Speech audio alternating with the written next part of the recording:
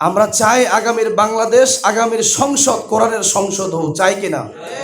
আমরা চাই আগামীর সংসদ থেকে নামাজ প্রতিষ্ঠার কথা আসবে, রোজা প্রতিষ্ঠার কথা আসবে, যাকাত প্রতিষ্ঠার কথা আসবে, ইসলামী আন্দোলনের কথা আসবে, স্বৈর শাসকের বিরুদ্ধে কথা আসবে, জালিমের বিরুদ্ধে কথা আসবে, চাঁদাবাদদের বিরুদ্ধে কথা আসবে, লুটতরাজদের বিরুদ্ধে কথা আসবে, যারা মানুষের উপরে অন্যায়ভাবে জুলুম করে, হামলা করে, এদের বিরুদ্ধে সংসদ ভবন থেকে কথা আসবে।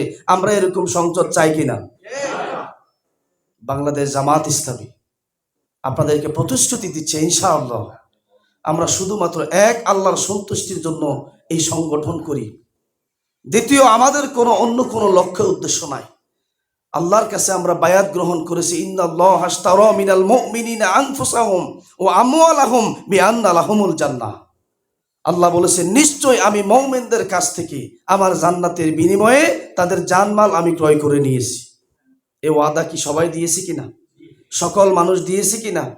আল্লাহকে ওয়াদা দিয়ে এসেছে, কিন্তু আমরা দুনিয়াতে আসার পরে আঁকা বাঁকা পথে হাঁটি। আল্লাহ রসুল বলেছেন, জান্নাতের পথ হচ্ছে সোজা। জান্নাতের পথ কি? আর জাহান্নামের পথ কি? বাঁকা। শয়তান যখন চ্যালেঞ্জ করেছেন, তখন আল্লাহকে বলেছেন যে আমি